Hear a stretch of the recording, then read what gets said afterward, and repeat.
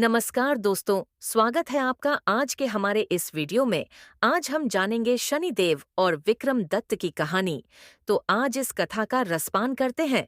राजा विक्रम दत्त और शनिदेव की कथा भारतीय पौराणिक साहित्य और लोक कथाओं में एक महत्वपूर्ण स्थान रखती है। यह कहानी धर्म, कर्म और न्याय के विषयों को बड़े सुंदर ढंग से प्रस्तुत करती है। इसे विस्तार से समझने के लिए हम इसे क्रमबद्ध रूप में प्रस्तुत करेंगे। प्राचीन काल में उज्जैनी नगरी पर राजा विक्रम दत्त का शासन था। राजा विक्रम अपने समय के सबसे प्रतापी, न्यायप्रिय और परोपकारी शासकों में से एक थे। उनकी प्रजा सुखी और संतुष्ट थी। उनका राज्य अद्वितीय शांति और समृद्धि का प्रतीक था। वे सभी देवी देवताओं की पूजा करते थे, लेकिन शनिदेव की महिमा और प्रभाव को उन्होंने कभी गंभीरता से नहीं लिया। एक दिन राजा के दरबार में एक आरार्शी आए। उन्होंने राजा को चेतावनी दी कि ग्रहों के प्रभाव को नजरअंदाज करना बुद्धिमानी नहीं है। शनिदेव, जिन्हें न्याय और कर्मफल का देवता माना जाता है, उन्हें सम्मान देना अति आवश्यक है। आराशी ने कहा, यदि शनिदेव किसी से रुष्ट हो जाए तो वह व्यक्ति अपने जीवन में अपार कष्ट सहता है। राजा ने इस बात को हंसकर टाल दिया और कहा, मैं अपने पराक्रम और बुद्धि से किसी भी संकट को टाल सकता हूँ। शनिदेव मुझे कोई हानि नहीं पहुंचा सकते। शनिदेव ने राजा का यह अहंकार सुन लिया और चुपचाप उनके जीवन में हस्तक्षेप करने का निश्चय किया। कुछ समय बाद शनिदेव ने अपनी साढ़े साथी के प्रभाव से राजा को प्रभावित किया। अचानक से राजा के जीवन में समस्याएं आने लगीं। एक बार राजा ने एक अद्भुत घोड़ा देखा जो बहुत सुंदर था। वह घोड़ा राजा को इतना प्रिय लगा कि उन्होंने उसे खरीदने का निर्णय लिया। लेकिन जैसे ही राजा उस घोड़े पर सवार हुए, वह घोड़ा उन्हें लेकर एक अनजान दिशा में दौड़ पड़ा। घोड़ा राजा को एक घने जंगल में छोड़कर गायब हो गया।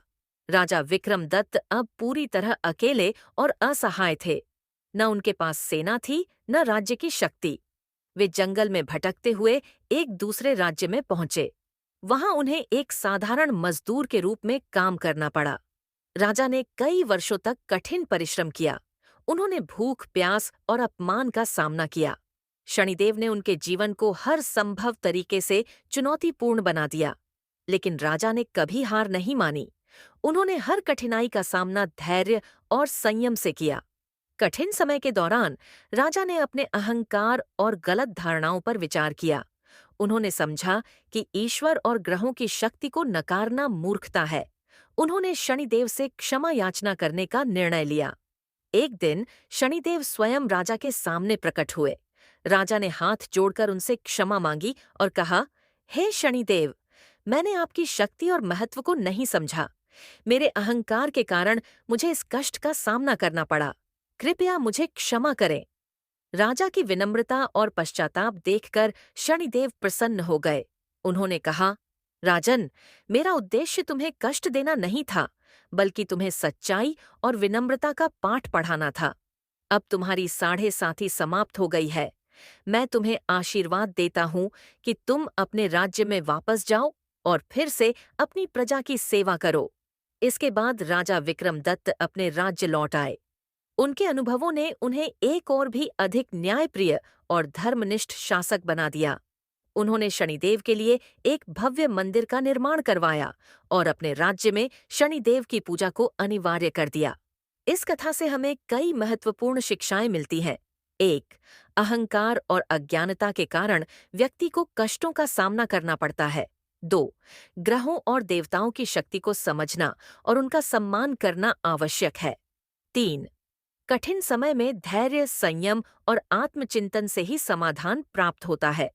4. कर्म और न्याय का पालन करने वाले व्यक्ति को अंततः ईश्वर का आशीर्वाद प्राप्त होता है।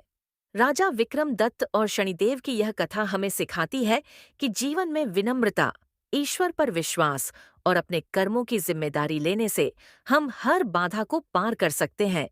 शनिदेव, जो कर्मफल के देवता हैं, हमें यह याद दिलाते हैं कि हर व्यक्ति को अपने अच्छे और बुरे कर्मों का फल भोगना ही पड़ता है।